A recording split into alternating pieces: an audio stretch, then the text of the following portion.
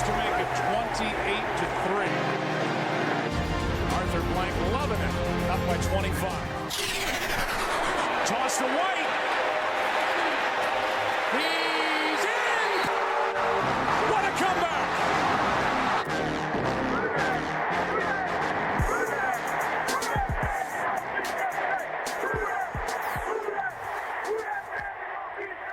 All right, welcome back to the 28-3 podcast. I'm Corey. I'm here with Max and Nick. So this is our official 28-3 podcast Saints 2023 season preview episode. So we've been teasing this one for a little while.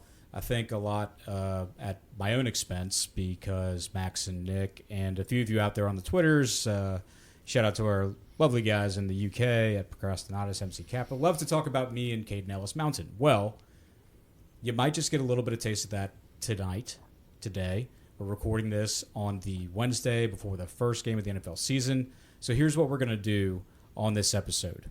We're going to start with each of our takes on each position or position groups. And then once we get through talking about how each position looks heading into week one, we're then going to go into our fearless predictions. Maybe some of us will be more fearless than others, but we'll see what each of us have to bring to you for this episode. After that, we're going to get into the final record predictions. We had a schedule breakdown episode where we did our off-the-cuff predictions, and a lot of us, at least Max and myself, looked very optimistic. So we're going to see what our records are now that the offseason has matriculated since May 31st. But let's get into this position breakdowns. We're going to start with the quarterback group. Max, how you feeling about QBs heading into week one? Yeah, I got to be honest. I was feeling great until the news broke around 3 o'clock about Jake Haener getting suspended for 6 games. Big loss. It's a big blow. I think I'm not sure how we're going to recover in time for week one. But, no, in all seriousness, I think this quarterback room is rock solid. It's as good as any QB room in the league at this point. You know, you've got Derek Carr, who I personally feel like is primed for a big comeback season. You've got Jameis Winston backing him up. You know, we're not the biggest fans of Jameis on this pod, but, and, you know, we've made that clear over the previous episodes. But as a backup quarterback, you know, he's a pretty solid backup QB. That being said, I do think if anything happens to Derek Carr, you're going to see Taysom Hill come in and be the primary QB if it is a short-term injury. If it's a long-term injury, you know, to be honest with you, the season's probably over with. And at that point, just go ahead and play Jake Haener, assuming he's off of his suspension by then. But overall, great QB room. It's, you know, much better than it's been in recent years. I'm extremely optimistic about Carr. So, yeah, I'm excited. Yeah, I mean, Jameis, we've been very vocal about him. Love the person. Love the personality. The QB play, not our cup of tea. Just too much downfield, not enough checkdowns. So that, to me, is where things get a little bit scary. You know, like when Breeze went down and you had Teddy, you know, Teddy was a fucking godsend. Because he's smart enough, not saying James isn't smart, but like Teddy knows who Teddy is. I mean, he wears 2 gloves for crying out loud. So like he's going to do that thing. And he's going to come in, throw the ball where he's comfortable throwing the ball. And even with him, it was a progression of short intermediate. And then by the third or so game he got to, then you saw him hitting like the deep corner to Mike Thomas between the 20s, which was amazing. Jameis coming in, if he has to at any point, it's like, just hold on, you know. Like, what do you say after the pass where he threw it up to Juwan Johnson? I just gave it to God, you know. And I respect that, but it's stressful. I respect his whatever, but honesty? you know what I mean. I'm not gonna hate on anybody for being religious, but at the same time, it's like it's secular on the football field. Put it that way. So we're good at that. I mean, but. Last thing I'll say, QBs, since we know where we are with Carr and Jameis, the Haener thing today that came out, there were levels of it. First, it was Jake Haener suspended 6 games. Like, what? of all players on the team. And without any further explanation, you're like, this is just crazy. Then the next level was it's PEDs. You're like, there's usually where that guy, they always, like, especially in the MLB, it's like the guy doesn't have... Is it automatic 6 now? I think I don't so. even know. It's automatic. I mean, it used to be 4. I didn't know if it was automatic 6 now or if it depended on what they tested. Seems like it would be if you're suspending the third string rookie from a team for Right, 6. that's but what it's I'm like with baseball, it's like he's not as good since he got off the juice. You can't say that about Jake. Like he wasn't good he hasn't been that good in the first place. So, and then the third level is the statement that he released. I would have never knowingly put anything in my body. I had no idea. Hey, deny. But he cut and pasted that off the internet. He can't afford a PR team yet. But the thing he didn't put in there is like, but I'm taking full responsibility. And the thing he didn't put in there is like, but I'm not appealing. It's like, yeah, you knew. So have fun, Jake. Look, at bonus spot opens up on a roster. So Nick, what do you think about the QBs? I don't agree with Max that it's a top-notch QB room. Interesting. I'm super, both of y'all know me a long time. When Drew left, the one quarterback I said they should go after was Carr. So, like, I'm all in on Carr. We'll see if I was right about his fit into the offense. At the time, we thought it was Sean Payton, but we're still running the same style offense. So I thought his skill set fit that. So I'm all in on Carr. If he's not what I think he is, then it's probably going to be a rough season. But I love the starter. After that, I mean, let's just say if Carr gets hurt, for me the season's over. There's nothing in that room that makes me think we can hold on to a low playoff seed or something like that. The season's over. You play Hainer at that point. It's a cliff. Right. And yeah, God forbid anything happens to him before. I do think Taysom could win a game or two. If Carr's out 3 weeks, 4 weeks, Taysom could win 2 out of 4 running, that different style offense, run heavy. But he can't do that for 8, 9 games, and he's going to break down. And we know he's not a great passer. We've seen it.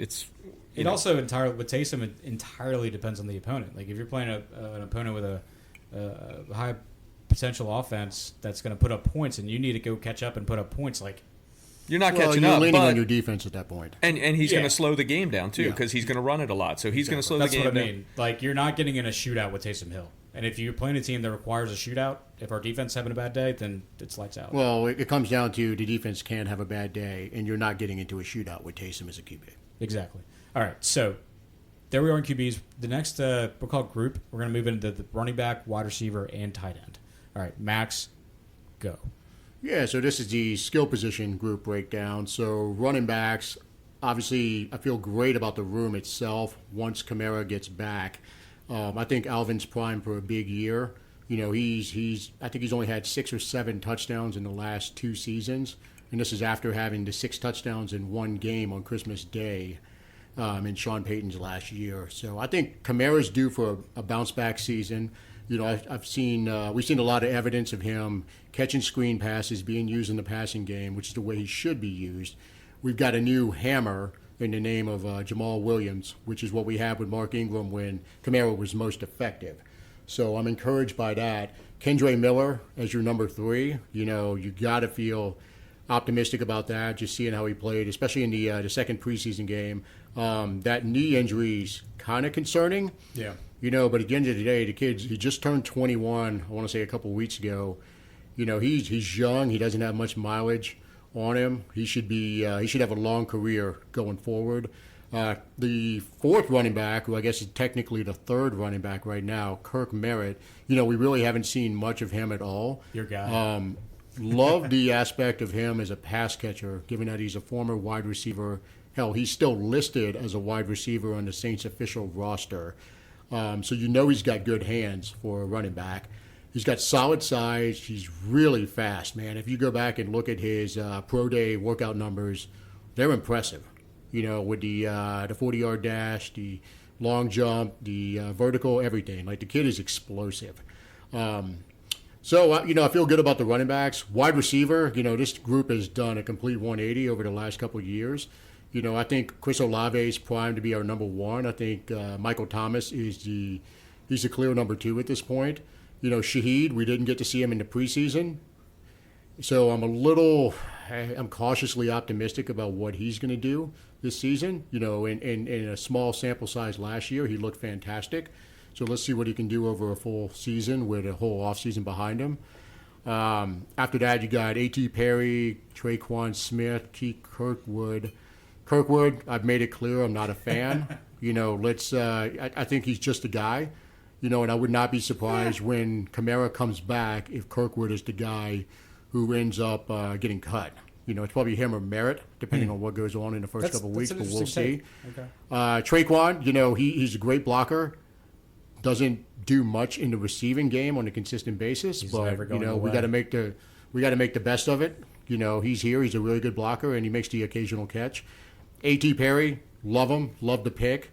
Late round pick. We've done well with that in the past with Marcus Colston.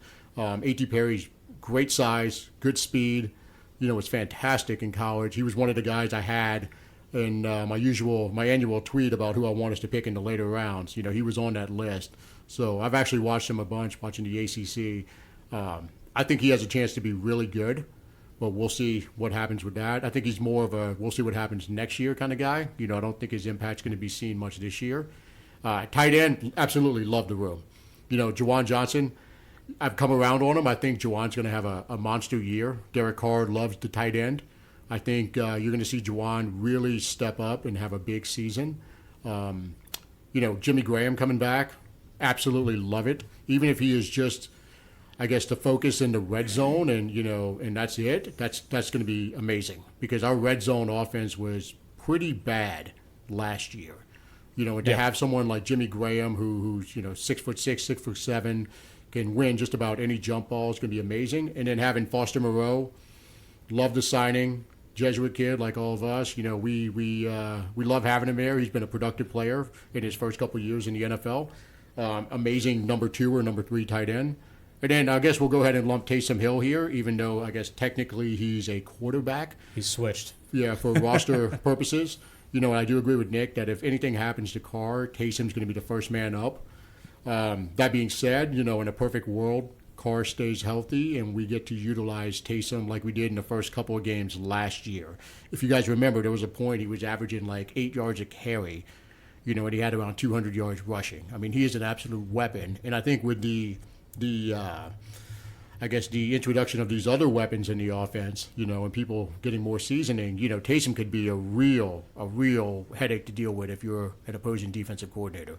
So I'm excited about the running backs, wide receivers, and tight ends, man. It's the best group we've had in a long while. Yeah, Taysom definitely fits into the if used properly category. I'll say that. Well, we'll go. I'll take them in. I was going to go reverse order, but I'll take them in order: running back, wide receiver, tight end. You said it with having Jamal Williams in the fold because I feel like in years past you've had, if you go back to Carmichael, not go back to, but like go the years that it's been Peyton Carmichael, you've had your top 2 running backs being like different roles. So Kamara is obviously a different role than Jamal, but usually the 2 guys were kind of like homegrown, like where you had Reggie and Pierre. It was like Reggie's your obvious draft pick, but Pierre was more homegrown, UDFA. You bring in Mike Bell, unsung UDFA, but then did some damage when he got to the team. It was never better than Kamara and Ingram, though. Exactly. Never I mean, boom and zoom was the way to go.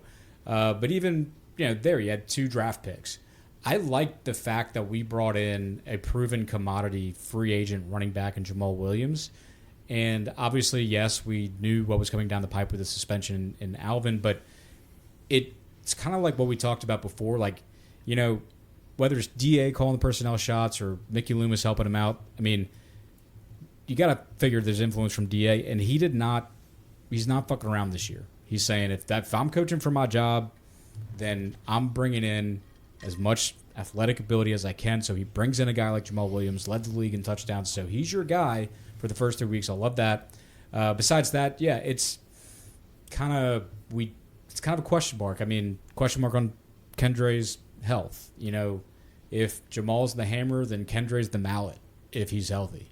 After Kendre, it's yet to be seen. We all were kind of scratching our heads about them totally ditching Ellis Merriweather. We thought maybe he was going to be your guy to come back in, but Merritt's got some potential. Wide receivers, I differ with Max on the idea that Michael Thomas is a, quote, clear number 2.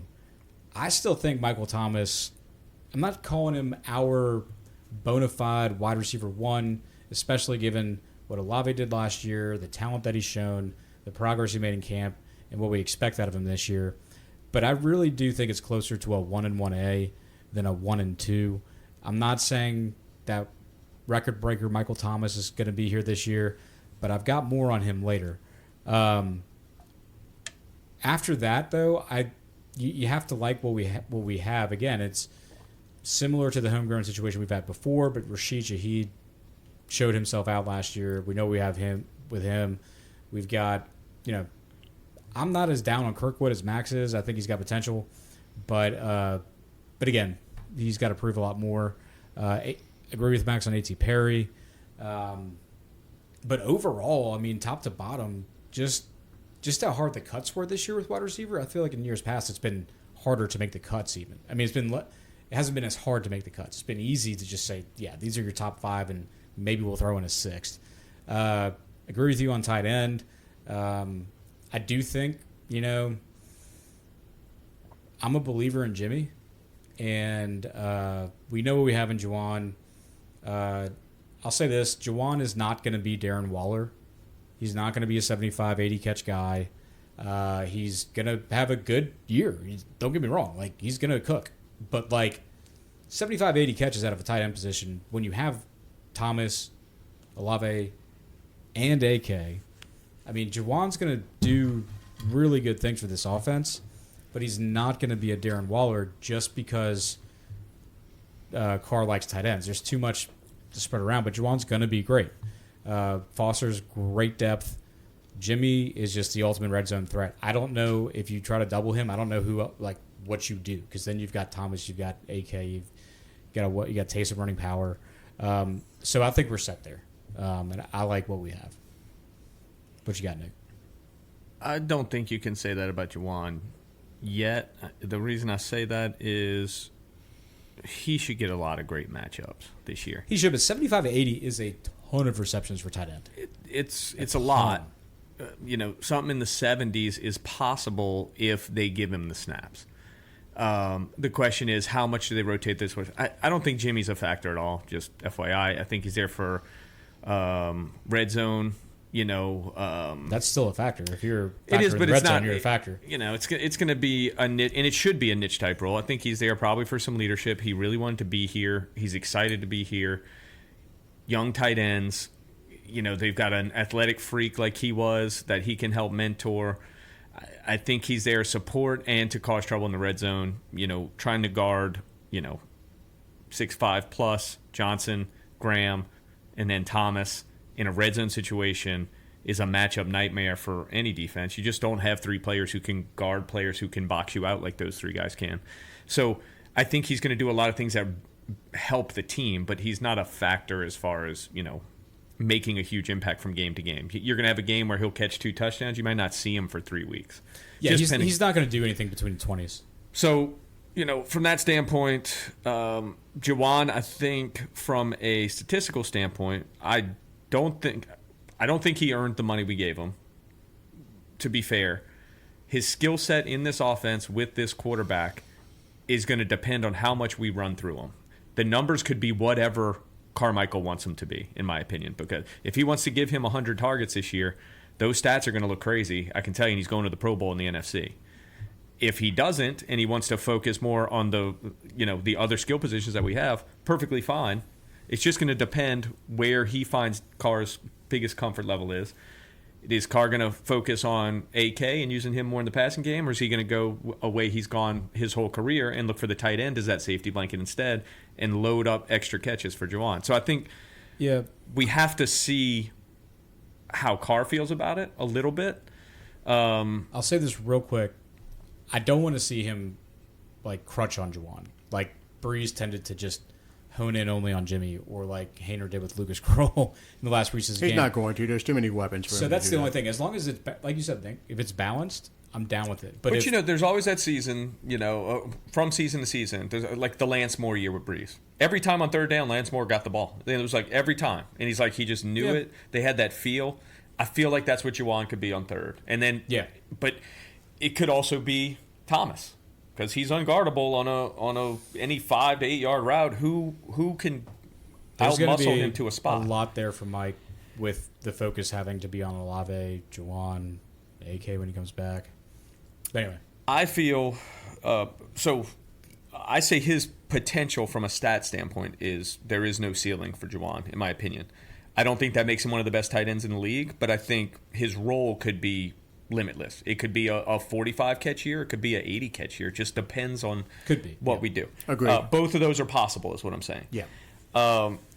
So we'll just have to wait and see how that develops. From the wide receiver standpoint, I still say from a defensive scheme standpoint that Thomas will take the 1 spot. That does not mean I think Thomas will end up with a better year than Olave, statistically. He'll draw the best guy on the other side. Huh?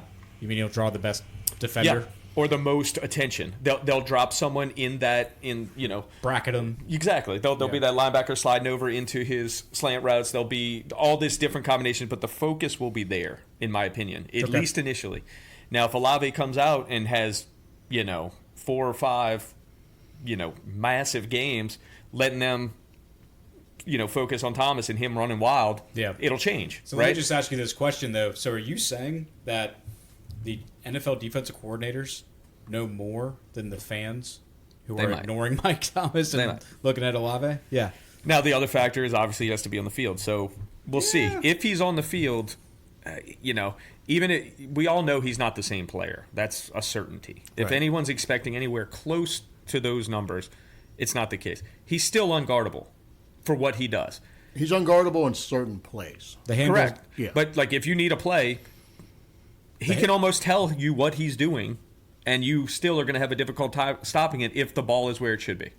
So, and he doesn't drop passes. He's tough as shit. He can take that hit on anyone. So I just feel like that's how it starts out. Now, like I said, if Olave comes out screaming, it'll shift quick. Which would be fantastic for us, because MT on the second best cornerback for any team that we play would be amazing. After that, obviously, after those two, which I think are both, optimistically, I think Thomas is going to play, 14 plus games. I think he gets back to a factor. I'm not He's knocking on wood. That's what that was. If he plays those 14, he's probably in the 80 catch range. If I had to call it something, 85, somewhere around 1,000 yards is what I'm thinking for him. But that's just because there's so much to spread out, and there's too many people to feed right now, which is a really great problem to have. But he'll be the go-to in tight spots. If it's not Juwan, those will be the two guys I think Carr goes to in the tight on the 3rd and short, 3rd and 4, 3rd and 6. Yeah. Those That's what you get with a smart, capable quarterback. He goes to his sure-handed guys, and he can put the ball where he needs to put the ball. Yeah. I think Shaheed doesn't take a step back, but his role takes a step back. He'll be used as that shock player. He's going to get plenty of those multiple of those chances a game, I think, to make a huge impact on the game, and he'll impact a few games massively. So you're saying the Devery Henderson role? Yep, we're going back to that. It'd be nice if we hit a few with him first, like where, you're not threatening it without the bite. Like he's caught 3 40-plus yard touchdowns by week 5. So when you use him as a decoy, it's credible versus trying to use him as a decoy and the team say, they ain't throwing to him. I think if he's behind the defense 3 straight times in a game, there'll be an adjustment. Yeah, I just... That's fair. That's very fair. We've seen it. He can burn any, that guy moves. And look, he's got contested catch ability, man. Yep. He made a few of them last year that were impressive catches. That run in the Bengals game, even the Yak, he made moves that running backs don't make. Yeah. It was amazing. But even in the Peyton era, a big thing we did is we threw it deep no matter what the coverage every once in a while. That's going to be to Shaheed, where it's like drop back, give Shaheed a chance. And it's going to be that contested catch if the coverage is right. Right. He would tell Drew, we all know this, if the coverage was right and we know he's one-on-one, throw it. Yeah. Just give him a chance, and we're going to do that a few times a game. I think that's coming back now that we have a guy with the arm to do it. Running back, I think part of this, the Keandre thing, if he's a non-factor, it doesn't even bother me. I think we're... Did you say Keandre? Sorry. Okay, just making sure. Maybe, I've heard Adam say Keandre before. you know, I Nick think, likes yeah. to go to Italy. I like to lean into Keandre. it. Maybe give he's it got some Keandre. We'll give it a tonight. French accent next week. But Keandre. I think people are underestimating Williams. Williams was, among running backs, the 10th leading rusher last year in a split back system. He was not the only back in that system. Swift got plenty of run in Detroit. In that split back system, he was 10th in the league in rushing. More yards than Kamara's ever had in a rushing season in his career.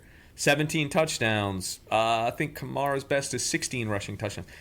We're underestimating that role, that we've brought back a better version of Mark Ingram, in my opinion. This is just my opinion. No, I agree. Back to that prime, when Ingram and Kamara were cooking together, we could be seeing that again.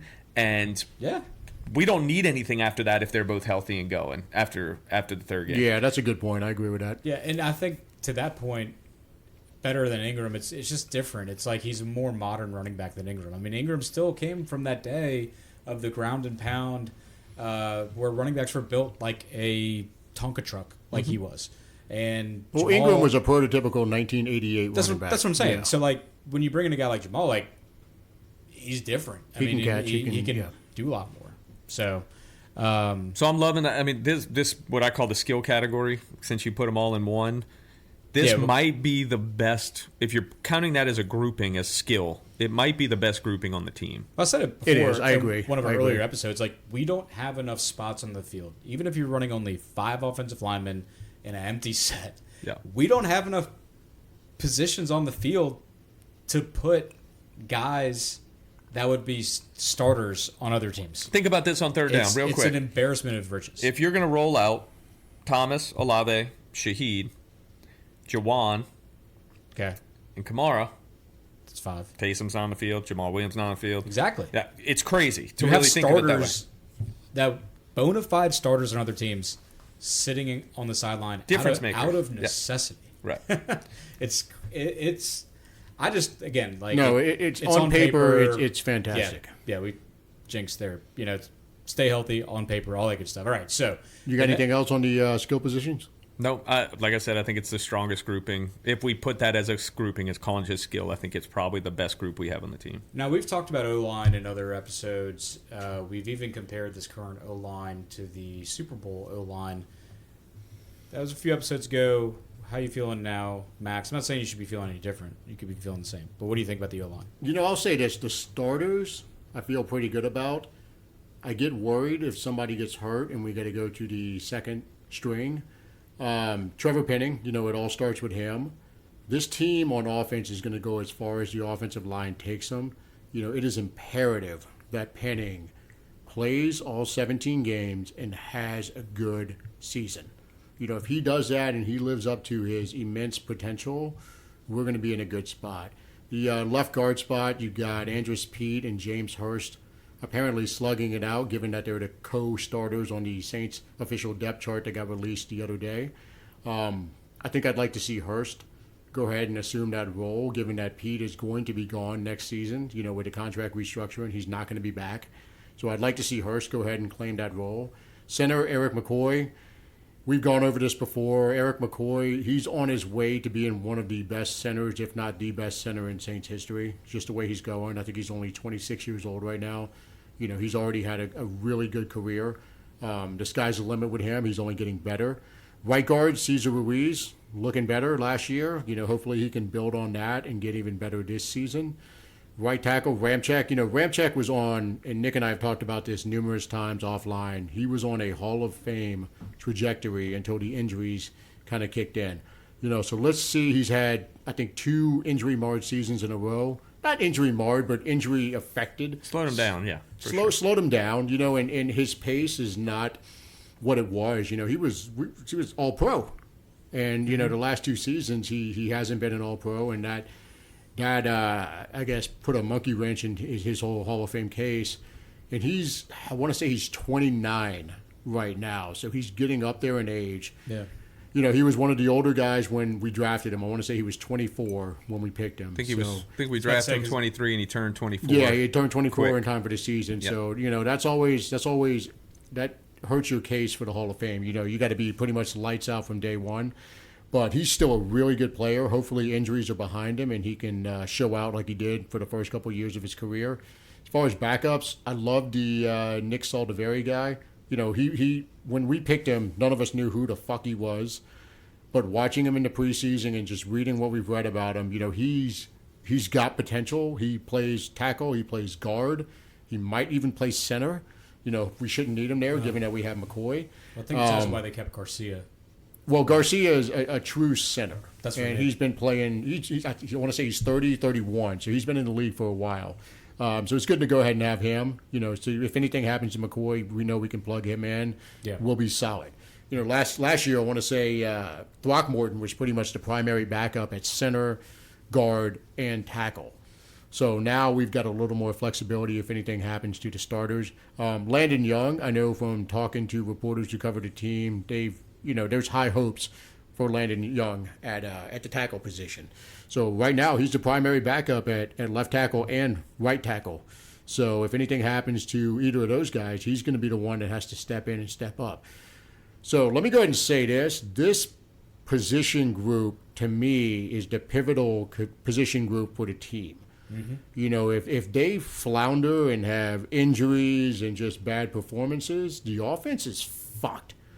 So they have to perform. You know, this is literally, this is the foundation that the house of the Saints offense is built on.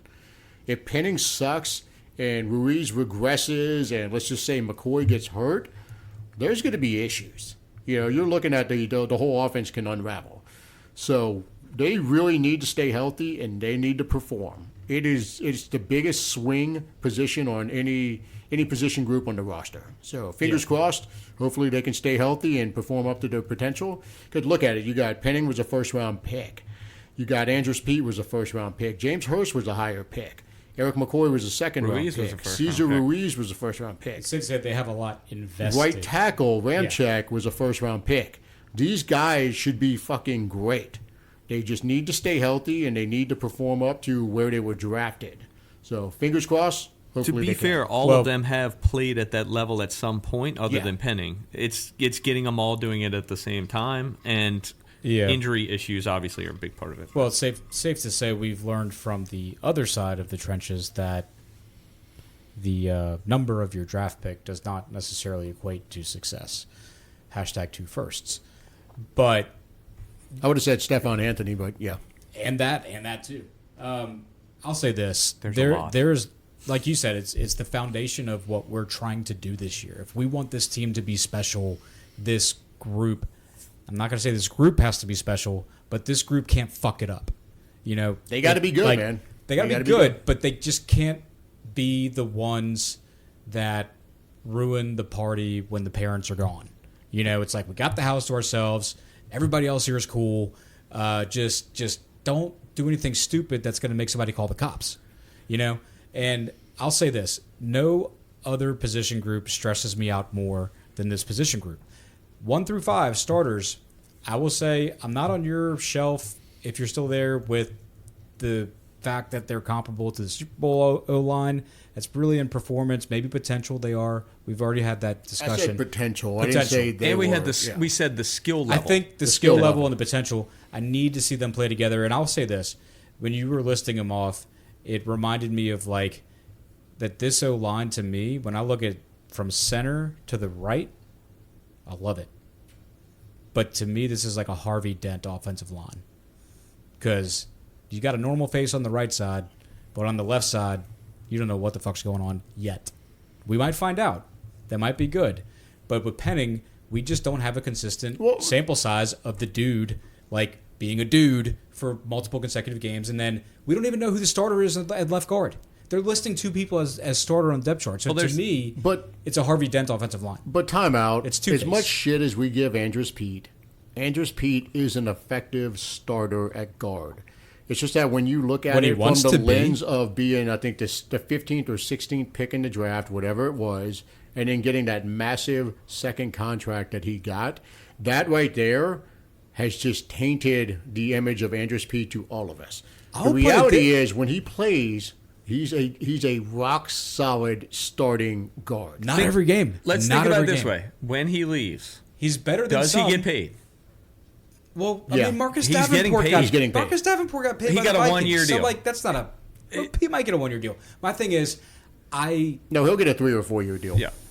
I mean, is he better than half of the other Yes. Yes. left guards? Sure. Yeah. But Yeah. like, it's to me the biggest word that keeps coming back, and this is across every position, across the entire offseason, and it's a crazy complicated word. You ready? Consistency. It is not there with Pete. He has had great games. He has performed well. He has showed his potential. I'm looking for him to string. Another word that the players keep saying is we're stacking up practices. We're stacking good practices. We want to stack wins. I want to see him stack it. You know, Pete has not had a history of stacking good performances. So when I say Harvey Dent, two-face offensive line, because we don't know what Pete is yet. We know his potential. I mean, I'm not going. Well, we're past potential with Pete. Yeah, at he's this point. 29 years old. He's either it or he's Yeah, or he didn't do if it. you're going to pick sorry, on the left no, I side mean- of the line, the ugly, scarred-up face of the offensive line is Penning at this point. Because we know nothing. That's what I meant to say, Penning. We don't know anything about Penning. We don't know anything. We know about Pete. Pete's a top 16, 17 guard in the league. But what we He's- don't know about Pete is what Pete you're going to get game to game. No, you know he's going to get hurt for 4 to Right. 6 I games. think you might You not know what like he's gonna it. get when he starts. But what I'm saying is, I think there's two things with Pete. One, the injuries, right? That's the big thing. The performance when he's in the game is often very good and consistent. Yes. Are there mistakes? Sure. There's been games with penalties. All that. Like over a season, pretty consistent player when he's in there. His inconsistency is not being in there. I guess the Correct. thing with him is that when he does make the mistakes, they're glaring. Maybe that's fair. But number two, like Max said, is the contract. The fans will not give Pete a break because of his contract. If we'd have paid him correctly, he would face almost none of this backlash that he gets. It's because we paid him too much. And that's a front office problem. That's not an Andrus Peat problem. Good for Andrus Peat. I mean, congratulations. Yeah. If someone wants to pay me double, even though I'm not that good, I'm here for that, dude. Let's do it. I'm not hating on him getting his bag at all, and I just think for me, it comes down to the consistency. What did we say? he's 3-time Pro he is Bowler, right? consistent. But answer me this: why is James Hurst listed as co-starter? Is James Hurst that good? So my theory on this is it's like if you're going to be here anywhere past this is your motivating thing. We're about to punch your ass down the road. Yeah. Either step the fuck up, play 15, 16 games, do it, or you're gone. Yep. This is like we're not fucking around anymore. And I We're hope literally he- calling look, you a co-starter. I'll be the first one to eat the crow if Pete comes out and he just mauls people. I would love it. I just haven't seen it. Go to YouTube and just search Andrus Peat and watch him maul people on screen. Watch him in a run game. I'm not Watch him saying in the he run game. That's all we cannot say. maul people. Corey, I'm just he saying- does it on a regular basis. The only inconsistency with him is when he availability. gets hurt. And that's a huge it. thing. I'm not discounting It's that a at all. huge thing, yeah. I agree that is a terrible. It is the worst thing you can be is not on the field. It's the worst thing of all. So the question is he going to get back to those early years where he did play 13, 15 games, or are we going to have the last 2 years where he played, I think, 5 or 6 games, and then last year maybe he played 10? We need him to win that job because he's a much better player. That's what I'm saying. Okay, I would he love is. nothing more if at some point, hopefully by week 2, the depth chart doesn't have 2 people at left guard. But for now, it's That is a two- motivational tactic. I hope it is. We don't know that. But it I'll be is. honest with you. No, we do know that. We've all seen him play. I'm with Max. I would love But it we only if know that is if we talk to the O-line coach who submitted the depth chart for the O-line. That's how we know that. I would We love don't it know if that. Hurst I hope it elevated is. like You've Max never said. watched Pete play, obviously. If you I've think watched he every- hasn't proven it. I've watched every game. He's made 3 Pro Bowls. You can't say he can't He's a play. good That's player. not fair. But, It's- if Corey, it boils down to if he's we as regressed- Saints fans he maybe. will pick apart the contract because it was a fucking god awful. It was a bad contract. I don't care about the contract. But that's what we all. That's why he has his reputation. I'm Pete talking is about a the play on the good field. player. He's Maybe- not a great I'll say player, and this he's for not me- an upper echelon guard. It's probably not even the run blocking for me. It's really just like when with pass blocking, it's all about timing and it's all about like opportune moments. And I feel like my issues with Pete, some of the scars have been him whiffing on dudes on stunts, guys coming through up the middle, up the A gap when it was his responsibility. I think there's a lot less of that on film than There you're really saying. is. He's reading too much Twitter. When he had a good quarterback, he performed well. When the Agreed. quarterback got the ball out when it should be out. I'll give you that. Carr will help him. Yeah. But anyway, we're on that too much. I didn't get into it much. My only take on the offensive line is I agree it's extremely important because of what Corey said. We've put the assets on offensive line. We've drafted in the first round. We've spent money on offensive line. We have a very expensive offensive line and a lot of draft capital in the offensive line. They have to be a strength of the team when you spend that much to have what you have. If they're not a strength of the team, the offensive is going to struggle. They now have a quarterback who makes them look better because he gets the ball out. They have skill receivers that are going to make plays even when they make mistakes. We've got running backs that will break a tackle that maybe they screw up a ball. They have help now. Last year, the year before, they did not. They need to be a strength. Yeah, that's all I'm going to say about offense. And it's a good point because I don't know if it was on Greeny. I don't know who the guy's name is. It was the Jets GM when they drafted DeBrickashaw, Ferguson, and Nick Mangold. And he straight up said, I don't care if John Elway is in this draft. We're not drafting him. We need O-line help. Yeah. So that proved a point to me. I mean, and that was smart. And I think we've done that. So, but yeah, we have this like precious thing in our skill players. This like, just don't drop this like incredibly valuable, breakable thing. And it's the O-line's job to keep that intact. Well, to use your analogy about the party, just don't call the cops on the party. Yeah, just sit back and have a good time and let the skill position guys cook. That's Maybe it. I should have cut myself off there because I had a good analogy. Yeah. Anyway, just the difference of Carr from Dalton. Well, and huge. Okay, help. It's a huge thing for the offensive line. Yeah. Huge. Yeah. All right. Next group we got here is D-line. Max. Yeah. I think we know where you are on this one. This position group, man, I'm extremely excited about this. Brian Brzee. We'll go ahead and start off with him. It's funny. I was texting with Adam the other day, and somehow I was going back searching for one of the bets we made, and I found a screenshot of a conversation we had back in April, and we were asking about who we wanted in the draft, and I said in my cloud, Brzee was up there at the top of the list. And what I was telling him was, I said, hey man, the reality is this dude had the worst year you could possibly have, but he was a top one recruit coming out in his class. Is talented beyond, anyone's wildest dreams. Like the guy can do anything on the football field. So I said, this is he's one of my guys if we stay with the draft pick we have. And you were talking to Adam from the Block Party podcast. Yeah. Right? So fast forward, now we're 4 or 5 months after we have him on our team. All things considered, it looks like it's been a great return on the investment. He looks fantastic. The spin move has gone viral that he was doing against the Texans line. He to me, that's a guy that could be a Chris Jones type, just a total disruptor and just fuck up shit for the offensive line. Yeah. Other than that, man, just addition by subtraction, getting rid of Marcus Davenport, Anyamata.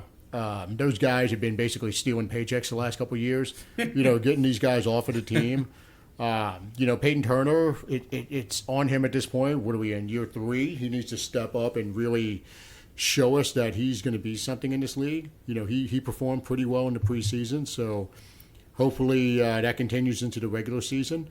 Colin Saunders, Nathan Shepard, I think both great signings. They're upgrades. They're upgrades. Yeah. What we saw last year from Anyamata was not great, and it's funny to me that the Falcons gave him as much money as they did. So, I'm excited to have these guys that are both, Saunders is a little bit younger. I know Shepard, I want to say he's 30. Well, I think we actually got younger in total by bringing those two guys in than Anyamata. Well, on the whole team, after final cutdowns, the whole team, yes. Our average age dropped down substantially. But we were one of the oldest teams in the league last year. We're now, I want to say, we dropped towards the middle of the pack. 2 years on average. But I'm talking even D-tackle. Like Tuttle and Anyamata leaving, Shepard and Saunders coming in. Tuttle is roughly the same age as Saunders. Shepard is around the same age as Anyamata. Tuttle's 26-ish. But I think where we got younger is with Foskey, Brzee. Yeah. And then, we still have Peyton. Peyton Turner's young, man. He's only like 24. He's really young. Granderson, I want to say, is about 26. Carl Granderson's outperformed. I mean, my God, he was either a 6th or 7th round pick, or he was undrafted. I don't remember. Either way, he's been way better than what we I'm paid pretty for sure him, he was obviously. drafted. So having him on the team, I would not be surprised if Granderson has eight or 9 sacks this year. Same thing with Peyton Turner. Peyton Turner seems to take into the new coaching staff on defense as far as the positional groups. Was a great get. He's responding to these guys, which and look, sometimes that's all it takes. It's just a matter of the quote unquote teacher reaching the student. Sure. I'm optimistic about this group. I love Brian Brzee, love Colin Saunders, obviously love Cam Jordan. He's one of my favorite Saints ever, if not my favorite. And then on the other side, Granderson's rock solid, man. This group, to me, is giving us a lot more reason for optimism than it has over the last couple of years. Yeah, I'll say this on the D-line, because it's hard to argue with anything you said. I don't think I'm going to actually argue with anything you said. It's important to remember, too, the way we use our personnel on D-line, the way Dennis Allen has shown, whether it's him or the defensive line coach he hires, it's a revolving door. Sure, you have your guys that are going to log more snaps than others, but it keeps the offense guessing. We're not sitting there running Granderson at right defensive end every snap, and then Cam Jordan on the left on every snap, and letting Brzee get. Brzee, sir. I keep doing it. I think maybe I misunderstood Roman when he said Brzee. It's stuck. I gotta fix it. Anyway, it's not like Brzee's only coming in to give Saunders a break or vice versa. We have multiple groupings. They could have an entire package where it's Saunders and Shepard on the field, even Brzee's on the field. It's the NASCAR package. Real quick, I think So I think that's one of the things when you talk about a D line. in an You look earlier at all of them. pod, we discussed him being a starter or Yeah. the maximum rotational Exactly. player versus Shepard and Saunders. Do you feel? Because I think you were like, I don't know if he's going to be the lead snap getter, and Yeah. Max and I were. Where do you feel after seeing the 3 games? Where is he at today? Do you think he is the lead tackle snap getter? I don't on the think team? he's the first. I'm not talking starting. I'm just saying who's our primary. Who's going to get the most snaps this year? I think after the year's all said and done, I think Colin Saunders has the most snaps at D tackle in a game, No fucking way. as long as he stays healthy. I think Brzee a close second. What? Yeah, because it's rotation. I mean, you're Are going you to saying he needs time? Like, based on what? Just tell me why you would think that off of what you've seen this preseason. I'm not saying that like Colin Sanders is going to like greatly outweigh Brzee. I think they're going to be pretty neck and neck. But I think that Well, hold on. Let me hype up your impending hot predictions that are going to come. I don't have any minutes. hot predictions about Brzee. This might be the one. But all I'm saying is that you can't say the dude pulled off a few spin moves in a Texans preseason game and therefore he should get the most snaps on defense. I know that's not what you're saying, but that's what a lot of people are saying.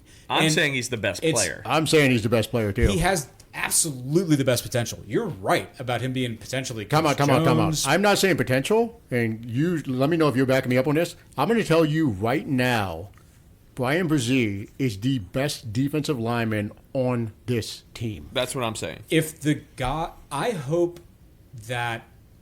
Okay, I'll put it this way: if he leads the team, Well, don't deep- say sacks because he's a tackle. I wasn't going to say Okay. sacks. Jumping the gun there, Max. If he leads the team and sounds like sacks, but snaps at defensive tackle, okay, and it is justified, meaning he has earned the fact that he's leading. If he just proves to be far and away, Well, no, pick Through a hill. playing. Just say if he leads the league or leads if he the team leads the team in snaps. snaps, I will be happy, assuming that like we're not making a stupid decision doing it, because I think Colin Saunders is the most, obviously the most, has the best combination of experience and effectiveness and talent. No. So where does Brzee fit in on NFL experience? Can you I'm fill not me in worried on about that? experience. Experience, He's I agree infinitely with more you. talented. But I Talent, just I I just don't. said Colin Saunders has the best combination of talent, experience, and effectiveness. I And you think the said talent no. gap's huge. So Yeah, I think the talent gap is huge. that's what you're weighing: experience versus talent Yeah. gap. Because experience is very wins out important. here. And again, I don't want to get it lost. We're not. Because we do this where it's like, you said Brazil was shit. I'm not saying The that. one thing I'll say They're- that backs Corey up. Again, they're neck and neck, but I just think if we look at Dennis Allen's history, okay, the rookie's going to be great. Brazil, I'm with you, man. He's going to be great. He's going to be great this year. And he might be great this year. I don't but know I that he'll think, be great But I this think year. the guys with the experience are going to, even if Saunders logs 3 more snaps than Brazil, I still think that Brazil is not the leader in snaps played on the defensive line because there will inevitably be situations where you don't want him facing some kind of offensive line scheme that he gets sucked up into, opens up a hole. So you want the Like- smaller guy facing it. I want the more experienced guy, and like I hear what Corey's saying, you and I'm know- going to say one thing about the spin move because after the Texas game, we got blown apart. The spin move was very ineffective the previous 2 games. He Exactly. spun his way out of position a lot, but his skill level, you see it. Yes. It's just not disciplined Yes. yet. I just have to not think they're going to be polished. like, I want that going on, and I want a more of an anchor to make sure it's not a catastrophe if he does something stupid. So Yeah. that's a guy who can make a true difference. The other guys to me are NFL caliber rotational defensive tackles that are good players that this dude can disrupt shit. And I'll let be me the say first. this, I'll be the first to say I don't have the knowledge to say like when you watch Baldy breakdowns, right? I don't have the knowledge of that dude. All I know is that you do see plays where it's like a goal to go situation or a 4th and 1, and there's inevitably if the defense loses on a 4th and 1 or in a goal to go situation, it's largely because there's some D tackle or some defensive lineman that gets washed out of the play.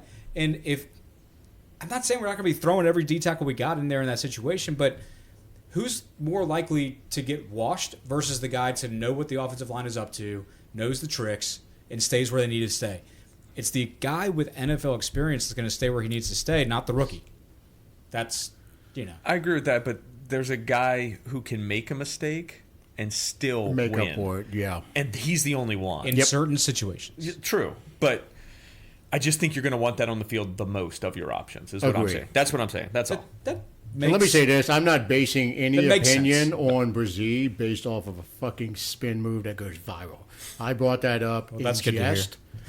The reality is, I've been telling you guys about Brazil for a long time. The kid was the #1 recruit in the country coming out. On an earlier episode, we had Roman on here talking about how Yeah. the Clemson coaches were saying this dude was the best player on the team. Yes. A team which included first pick in the draft, Trevor Lawrence, first round running back, Travis Etienne, the receivers, the defensive linemen, all of that. So And let me bring it back because I am amped about Brazil. Don't get me wrong. Like, I'm fucking excited about this guy. I love that the spin move actually did work because we remember Dwight Freeney in the spin move. He was doing that in like year 12 where he perfected it. My concern with Brazil in the spin move was that he would just get washed out of the play if he tries it. It'll go lateral, not upfield. But he looked like a 12-year vet doing it against the Texans. So, like, I'm extremely encouraged by what he's shown. And I'm huge on Brazil. If in terms of who's going to get more snaps, if we're talking about Dennis Allen, not my preference, I think it's not going to be him. I didn't talk about D-line at all, and I'm not going to. I think I agree mostly with both of you. The only thing I'll say, I think the Peyton Turner component, I think that draft year is a monster year for this defense. If Adebo can make a step and Peyton Turner make a step, the defense is a problem. that's a great point. And You're right. So that's the only thing I'm going to say about the D-line. I think y'all covered all of it. Cam and all that. I think y'all nailed it. I don't have anything to add to that. Nick proving once again that concision is a virtue. Anyway, linebackers. Linebackers. So we start with Demario Davis, obviously. Amazing player, all-pro, one of the best free agent signings in Saints history. Pete Werner, a Nick Shea favorite. He took a big step up last year. I think he continues his ascension this year and does even better. The rest of the team, Jalen Smith right now, practice squad. I mentioned him above the other guys because I do think he gets called up to the main roster and plays a pivotal role at some point this season. The other guys, you got DeMarco Jackson, Nephi Sewell. They did solid in the preseason, but I think Jalen Smith is the one that gets called up if anything happens to Warner or DeMario. So top 2 guys I feel great about. The other ones, still some question marks. There's potential, but, hopefully the top 2 guys stay healthy. Yeah, and I'm with you on linebacker. We've talked a lot about linebacker off air. It's just you know who your dudes are. You know who your guys are. It just Davis and Warner got to stay healthy. It was interesting to see how much effect it has yet to be seen, but interesting to see how they handled the keep Zach Bond on the 53, Jalen Smith at the practice squad. And I think a really good take was, I don't know if Underhill put it out there or somebody else, was just that they told Jalen that, look, we want you on the team, but you're on the practice squad because if anything happens to, one of the guys in those top 2 spots, you're going to be elevated. You're essentially a backup that's not on the 53. That was my only kind of interesting move from the linebackers. Otherwise, yeah, it's just health, man. We don't play that many of them. It's not no patrol days we play 4. We play 2. And then the Sam every now and then. So, Yeah. What do you got, Nick? This is a potential disaster position for us. Well, we can weather a disaster better at linebacker than O-line, but go on. Maybe so. If we lose a guard, Hurst or Pete comes in. Maybe, dude. If DeMario goes down, we're in deep shit. I'm just going to tell you. Comes in. Agree. He does, but that's not the same thing. It's not the same thing. No, you're right. And the depth worries me here. I love Pete. Y'all know that. I think Pete makes a step. At some point, we have to acknowledge DeMario's 34 years old. The guy is a freak of nature to be doing what he's doing at this age. There just aren't linebackers in this era that have done that. To be all pro at 33 years old, such a tough that's position. not a such. There's no such thing. I don't think Ray Lewis did that. So, if he's him or even close, and he can play a whole season again, we're good. But we are an injury away from this being a disaster position for us. So that's where I stand on. I love the 2 starters. They're incredible. They're absolutely, 2 of probably my favorite 5 players on the team. After that, I worry a lot. And I like Jalen Smith as a backup, but as a backup, if he had to come in for DeMario, I think we're in a little bit of trouble there. That's all I got to say. Okay. Yeah, I mean, it's He came in, said his piece, said it's a disaster if something happens, and boom. Yeah, Nick coming in with there's hot takes, there's concise takes, it's a disaster. But you're right. It's not yet. It's not a hot be. take. It's not a hot take. It's pretty. Look, it's spot on until proven otherwise. I love the starters. Love them. I'm not saying Nephi Sewell can't play, but if he's starting a game for us, yeah, he's got a lot to prove. All right, our next position, we're going to go DBs. We know our strengths here, I think. What you got, Max? Yeah, so Marshawn Lattimore, I'll be honest with you, I'm a little concerned about his nagging injury that is lingering into this season. I know he was limited in practice this week, so he's not 100% going in against Nuke Hopkins in week 1. That's a little bit concerning. Hopefully he can shake it off and get back to 100% because he was ready and primed to prove that he is a top 3 corner in the league before this injury. I think he was dialed in. And when I say top 3, he wasn't 2 or 3 in that scenario, the way he was trending. So hopefully he can shake off that injury pretty quickly and get back to 100%. Paulson Adebo right now is running number 2. Great preseason, great training camp. Alante Taylor running number 3 in the nickel. I think he can be really good in that spot. I'm a little concerned because he's been primarily an outside corner for us. So let's see if he can adjust and do what needs to be done inside the slot. The other guys at corner, who's the other one? Yadam. Don't know shit about him other than the fact that the legits were hyping him up. He played in some games last year. He got in on special teams when we picked him up. Yeah. He didn't play any primary snaps in the defensive backfield, but look, he performed on special teams and obviously did something in training camp to earn his spot on the team. Safety, Honey Badger, year 2, I think he gets off to a much quicker start than he did last year. Last year we've been over it a few times about how he got off to a very slow start, but he finished strong. He wasn't up and down. He was down then up. I think this year he's going to start off strong, and then he'll carry it through the whole season. Marcus May, who knows what's going on as far as suspension. Haven't been impressed with him at all. It's been, to me, a huge downgrade going from having Marcus Williams on the team to having Marcus May on the team. That was a big mistake. I want to say they're the front same office-wise. draft class. Y'all are gonna They have the love same my first hot take. name, and one of them's really good, and the other one's not. So as far as the backups, Jordan Howden, what was he, the 5th or 6th round pick? This kid's got a future. Would not shock me if he ends up being the best or the second best pick from this draft. I think he gets meaningful snaps this year right out of the gates. I feel like he's going to be the third safety right away. The other guys, is, yeah. Ugo Amadi had a really good preseason, a good training camp, was flashing left and right. Lonnie Johnson, position versatility, plays corner and safety, so always good to have. Overall, was probably our strongest position group on the team. If not, it's in the top 2. So I feel good about the position group. I just want to see them get off to a quicker start than last year. It felt like they were slow out of the gates, and that cost us. Hopefully this year they can get cranking pretty early. Yeah, I think this group, it's not shocking, but it comes down to whether Lattimore can get healthy and be truly Lattimore quality, because he just gives such a head start for like the rest of the DBs. If a Debo is your number 2 and not burdened with being the number 1, it just kind of resets the whole backfield. And then it gives DA, who kind of comes from that more DB background, so much more ability to kind of tinker and play chess with his DBs, which is the position group that has the most number of men on the field on our defense. You know what I mean? Like, we run the nickel. Like, we got 4 D linemen. You got 2 linebackers. All right? The most dudes on the field are DBs. So if Lattimore stays healthy, look out. If he's spotty, it's going to be a little bit harder. I agree with you on Howden. Howden was the fifth round pick 146. He's got huge potential. It's kind of like Brzee. Whether it turns into starting, I mean, Brzee's a leg ahead, but whether or not Howden gets starting snaps this year, we'll see. But he's definitely appears to have the tool set necessary to do so.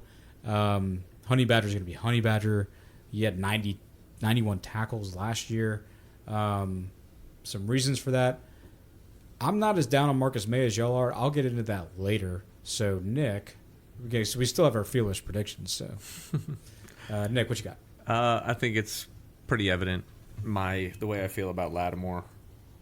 I think he's a top 3 corner in the league. Yeah. I don't think just everything he brings to the table, it's more than just being that lockdown. I mean, the Mike Evans stuff is always fun for social media and stuff like that, but let's acknowledge that Mike Evans is like a guaranteed Hall of Famer, and when he just stomps on his neck, and that's his personality. Mike Evans guaranteed Hall of Famer? We're not getting into that right now, but He is. He's a guaranteed all. I mean, every year he's been in the league, 1,000 yards. He's going to have 100 touchdowns when he retires. But he's right. Almost guaranteed. You're right. Makes him look like his child. And he is the dog of the defense. He's the one who takes shit off of no one. Everyone gets on him about the personal fouls and stuff like that. It's like, you're not doing that on us. I don't give a fuck. Like, I'm going to shut this down. He's the one who steps up into that role, and you need one of those guys, no matter who it is. Even those, a couple of those in the past years were maybe bad decisions. It's, you're not doing that on us. You're not showing us up. We're going to hit you all damn day, and that's what's going to come at you. You need one of those guys in defense. He is it. He has to be healthy. He's been healthy his whole career, let's be honest. Last year was the anomaly of his career. So I don't want to overreact to having a weird injury that's kind of a very strange injury that happened. Yeah. Other than that, he played, I think, 14 games every year he played. He's very consistent, started, was available until last year, and last year was unfortunate. When he played last year, when he came back, the defense looked like a completely different defense. Yep. And that's what he does to the team. So for me, he's that level of top defensive player in the league. After that, I mentioned it just a few minutes ago. Adebo, to me, if Adebo makes a small jump, just a small jump, this is an impossible secondary to deal with. If you have two guys that are locking people down, the third thing I'll say is Taylor needs to be on the field. Forget a third safety. If there's a third safety and Taylor's not in the slot, he needs to be the third safety. Yeah. He needs to be on the field, no matter what role it is. Move him around. Move Adebo inside every once in a while. Move him outside. Change it up. Get him on the field. Wasn't the same quarter. You go back to the Kenny Vaccaro days, and they put Kenny Vaccaro at fucking strong side linebacker. Yeah. I mean, like, put that. That's what I'm saying. Move May up. We're facing a two receiver set with multiple times. Move May up. Let him play. Let Tony Badger roam. Put Taylor on the free. Like, just let the guy. There were snaps where Vaccaro actually technically played defensive end. Like, put him wherever you need to put him. He was also bad at Well, he defensive end. sucked at every position. So He was bad at safety, and he was bad. Let's not toot his horn. He had a few good games. The best game he ever played was when I got to watch Steve Smith beat him up. This system can put a player who's talented enough wherever they want to put the guy. And that's what I'm saying. That's what I want. I want him in the games. Yeah, that's what I got to say. All right, DB's biggest position group, kicker punter. Let's go quick because we got kicker punter. I'm excited. Predictions after this. Man, I'm excited because if you guys will remember, after the draft, we know. I talked about the possibility of Lou Hedley and Blake Grupe. I think actually I mentioned the other kicker. We talked about this last week. We actually all said we would love to see Hartley go and go with Grupe. That we agreed. Not Hartley, Lutz. Sorry, Jesus Christ, I'm losing my mind tonight. But Lutz, we all were for that trade just to get the contract off to give flexibility if we need to fill a roster spot.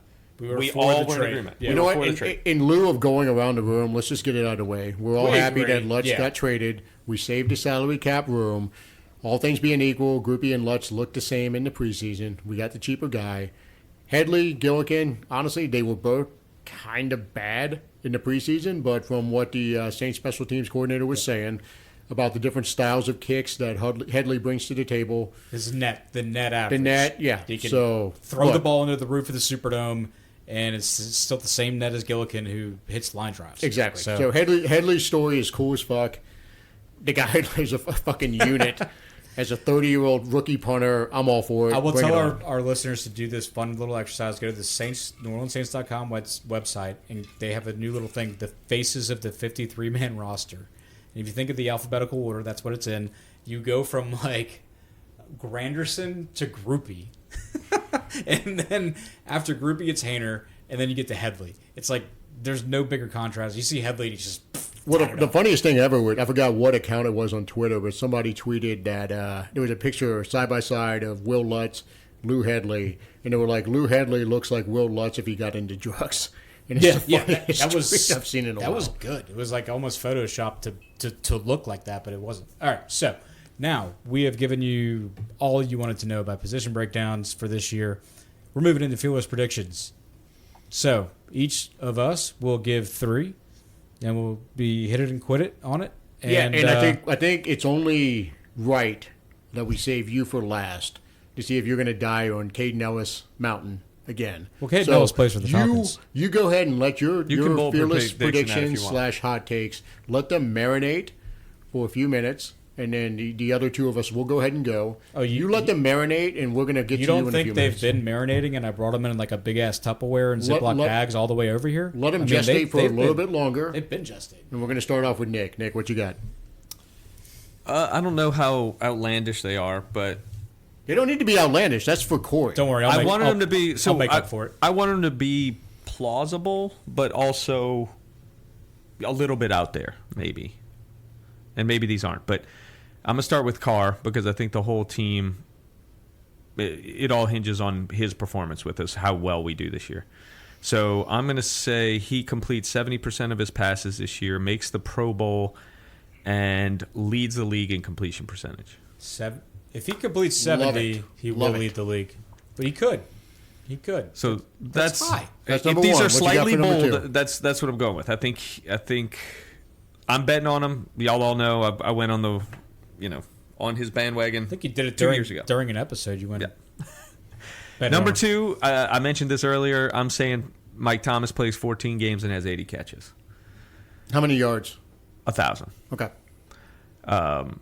Not a banner year, not an offensive player of the year, obviously, but he's back and he changes the way we operate on offense is what I think is going to happen. Kind of a downsized version of his glory years. Third one, because I feel like I'm forced to make this claim. Carmichael Prue's 2022 was a fluke, and the Saints are a top 10 offense. Good Lord, I hope you are right. I would never feel better about saying, Nick, God damn it, you told us. Yeah, I will kiss the ring if that happens. Yep. So That's my 3. All right, You're right. Max. all right, cool. So let's see. I got one similar to yours, Nick. But First things first, I'm going to go ahead and say Juwan Johnson does have the Darren Waller-like season. okay, this is like one of the I old. picture somewhere between 78 and 85 catches. It's like the old He's school going ESPN. over 1,000 yards. Put it on the board. He's going over 1,000 yards, and he's going to have 10 touchdowns. All right. I think he is Pro Bowler, and he's probably second team All Pro, pending what Travis Kelce does. Let's see. Might be out. Mark Andrews. Second, I'm going to go ahead and say I'm going to go with Derek Carr. Just to piggyback off what Nick said. I think the offense goes as he goes, and I think he has a monster year. I'm not going to predict specific stats. What I am going to say is he's a Pro Bowler. I'm going to say this guy is getting MVP votes at the end of the season. Yeah. I'm picturing somewhere around 38 touchdown passes.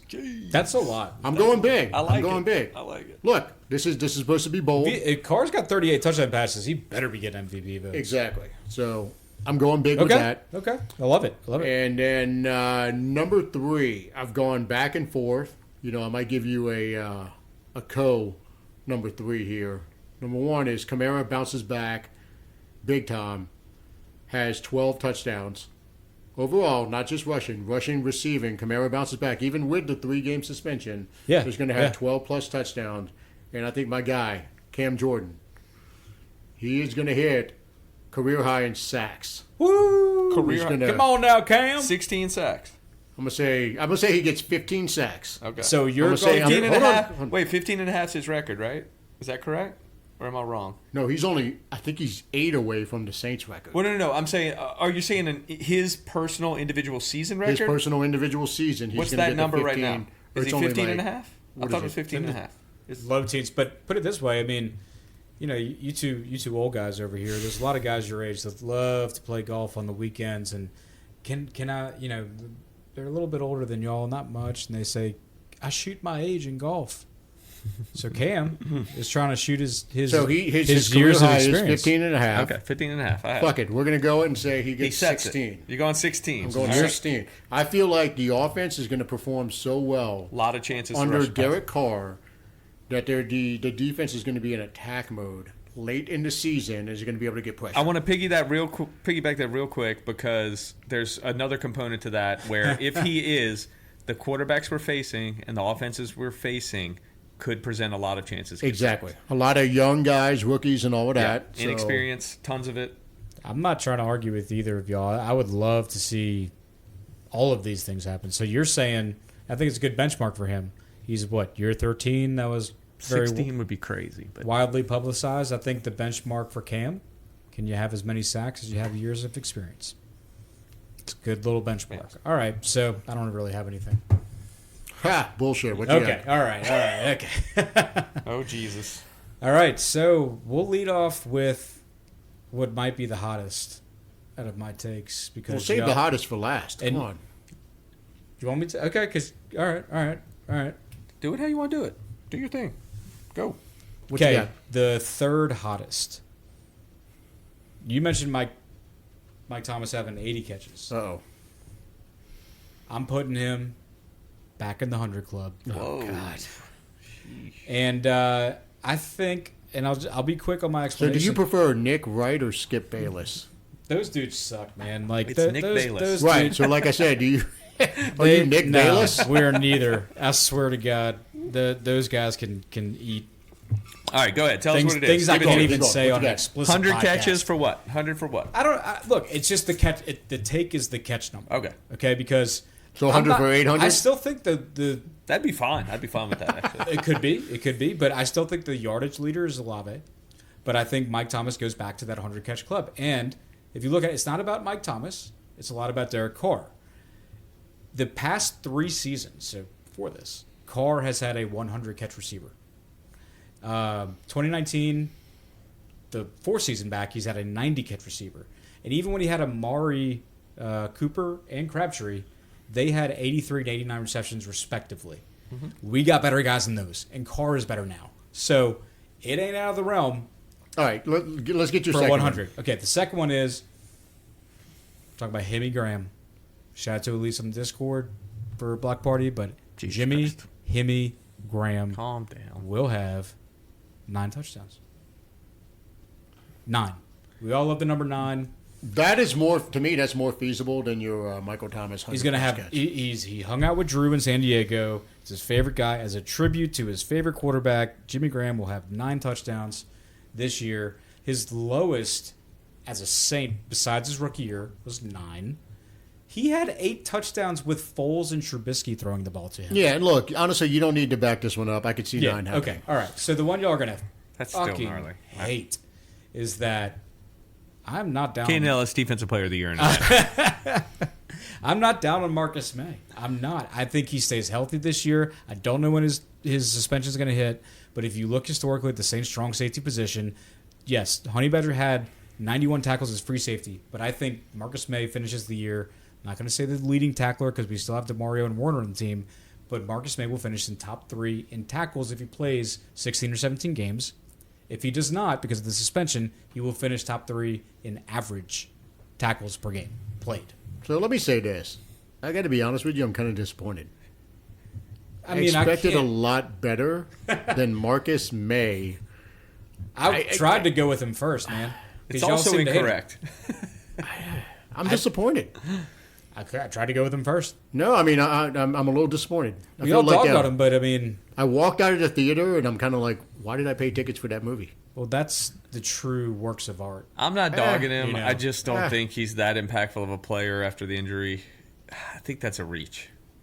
I don't. But it's a reach, but it's not like Kaden Ellis Mountain. I don't know if we're level good reach. if that happens. We might be a worse team if that happens. Yeah. I mean, That- did you want me to say that I told the Saints to draft Saldiveri out of ODU, or I want you to listen to this in the off season.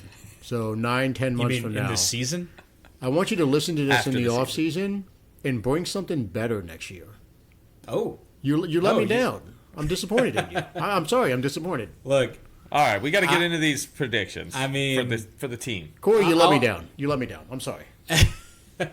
look. I think MT in the 100-catch club is. I don't see people saying. Everyone's That's a saying good he's. take. No, that's a good Everyone take. said he's not that's the 100. fine. That's a solid. You hot get that take. right. That's solid. I No, think that's that fine. I think that my take about Marcus May is so out there, and no one else is saying it. It doesn't even get you going. the third leading tackler on a team. I mean, that could just happen really by default. not. I don't know. Yeah, that's. I can't put him leading because That's leading, not a hot take. That's a lukewarm. Let me ask you this, Fine. Tell Corey. me. If Marcus May is our third leading tackler, how cares? good of a defense do we have? No one knows. Great. You want your safety tackle leading your team in tackles? Yeah, Let's you don't want him to be that Not high leading, up. but you want third. I mean, if you Why look do you back want to him his third? Jets, That means If he's people are playing at the getting free line a behind lot, the yes, I linebackers. agree. because your linebackers are stuffing it at 5 and below. That's why your linebackers are your leading tackle. I'm disappointed. Let's move on to All right, the let's next go. category. So Hey. final record prediction. Most importantly, I would say. We'll Yeah. have to. I will have a lot more hot. I probably had more hot takes during the portion That wasn't hot. That's a lukewarm take. That's fine. I'll give you It's 2. all right. God damn it! It's fine. It's poor. So This is the only thing that matters to everybody here. yeah. Is what's our record? Okay. Well, real quick, we did. We're not going game by game. Just give No, us we're your not final going game by record. game, but we got to pull it up. The When we did it We don't game need to by pull it game. up. I don't need to pull shit up. I know my number. Max okay, had him so 15-2, right? Corey, Was it 14-3? actually 15-2? They It were was- 15-2. It was yeah. bad. But what did I say after? I said no. This You is said wrong. 11-6. You agree with me after Yes. 11-6. Corey, correct? give us a number. We don't need the pomp and circumstance. You go ahead, Nick. I'm going Corey. to bump it a game. I came in at 11 when we went game by game. For no reason whatsoever, I feel a little bit better. And I think we go 12-5. I think we're the 3 seed. We win our first playoff game. and then we would need some luck after that. I think we're outmatched if we get to that level, going to Philly or to San Fran, most likely. If they're healthy, that's going to be tough matchups for us this year. But I'm going to say 12-5, 3 seed, 1 playoff win, really good team, run it back next year. Okay, all right, Corey, what you got? Yeah, our schedule breakdown had 13-4. I don't think this is one of those, even though it's an extra game, I don't think this is. I'm not ready to say it's a 13-win Saints team, so I'm going back, saying 12-5, like Nick. The loss I added that I hated to do, but I didn't see one anywhere else, is the Falcons in Atlanta off the bye week. Fuck you, man. I hate to You're do off it. this pod. I didn't see any, but I think we get them in the end. The last game of the year. Okay, so I was wrong. You were 13-4, not 14-3. Yeah, and you're going back to 12-5. I'm going back 12-5, but here's the we lose at Green Bay. I put us at a win in Titans, and I put us back on the winning column for the Bears. But the point is, look, 12-5. I think that wins us the division. I just can't say yet that this is one of those teams that's like top 1-2 seeds. We have the potential. We have the potential to be back where we were in the 2018 type season. I think we definitely win a playoff game, and honestly, it depends on the matchup. I think this team, it reminds me at minimum of the 2006 team. We make the NFC Championship, and I don't have time to go through it right now. Maybe a later episode, but I did do some deep diving, and I looked up season predictions, because we've talked about how Cam Jordan wants to get Carr back to Vegas. We've talked about Super Bowl. The predictions on the 2009 Saints team are very similar to this team. A lot of people had us third in the division. Some people had us winning the division. It was a pretty good mixed bag. There's a really good article. Maybe I'll post it to our Twitter so everybody can read it. Not enough time to talk about it right now. But, I kind of like that we're not the consensus number one in the division. There's people going with the Falcons now. I think we're the consensus number one. I would say we're not unanimous number one. I wouldn't say we're consensus. No, we're dude. not. I've seen way more putting us first than anyone. Man, people are loving the Falcons. We might have a plurality of, division champ But we're saying picks. consensus. We're talking majority. You've seen more Falcons No, than consensus Saints? doesn't mean. I haven't. It's split pretty. It's split. It's like 51. It's like 50 plus 1%, like a stupid ass Agreed. presidential election. It's like not consensus. So yeah, I like kind of where this team stands. I think minimum NFC Championship berth. Whoa. All right. Yeah. All right, so keeping with the theme, I'm going to go 12-5. I know the going game by game, my number was astronomically high, but I did say at the end that we were going to go 11-6. I've amended this. We're going 12-5. Okay. We win our division. We have the number one seed because to me the NFC is going to beat up on itself this year. Shit. There's going to be a lot of teams. Did you look at San Fran's schedule? This could be I don't know. I'm not. Brock Purdy has I know not. Just let me roll with this. So I'm filming going to it, say yeah. we're 12-5. Miraculously, we win a tiebreaker to get the number one seed. To me, there's going to be a three-way split. I was going to say it's going at to be a 3 or 12-5. 4-way tie. We're gonna, for the first time ever, we're gonna win the fucking tiebreaker instead of losing every tiebreaker like we always have. Got to win some NFC games. We win the fucking Super Bowl. Calling it right here. go! Woo! That's 27 years in a row. Max has picked the Saints to win the Super Bowl. Hey, we had to have 27. it. That's like 44, dude. Come on. I like that we have levels. We all picked the same exact record. Nick's got us exiting. I got us going to NFC Championship. Max, credit to you, my friend. Super Bowl. I will never. Wait, pause real quick. You're I will saying never Super not Bowl? pick us to win the Super Bowl. Okay, you're saying win the Super Bowl. Fuck it, we're winning. That's heavy. All right. No, Cam- look. Cam gets his come wish. on, come on. Derek To gets Corey's his point, wish. there are so many similarities to the setup of this season to what it was in 2006 and 2009. Yeah. The 2006 team obviously could not seal the deal. The 2009 team did. But there were so many parallels, and it feels like this team is not being hyped up at all. Like Corey said, other people are hyping up the Falcons. mainly. You know, some people have hyped up the Panthers as well, but it's mainly the Falcons or the other team. They got a case of the Bijan butt. Hey. You know, they upped the Bijan butt. So to me, you had to get a fucking dad joke in. I love Mac's predictions. I had to do it. Like, the Saints will win the Super Bowl against Sean Payton. For whoever's listening at this point, you heard the Bijan butt. No, so I don't know the AFC team, but yeah, fuck it, we'll say the Chiefs. Let's just go ahead and say the Saints are going to win the Super Bowl. Can we make it the Broncos and just no? crush? Because the Broncos are not making the Super Bowl. They can. But let's wrap it up. This was a marathon. Yeah. So all right. I got to get ready for the game. Look, we're a couple hours away. If you're still listening, thank you for being such a loyal listener to this podcast. But that's going to wrap up our official first 28-3 podcast, 2023 Saints season preview. Our next episode, we will have some friends of the podcast, but that'll be posted shortly. But anyway, we went through a lot. Thanks again for listening to another episode of the 28-3 podcast. Who dat? What a comeback!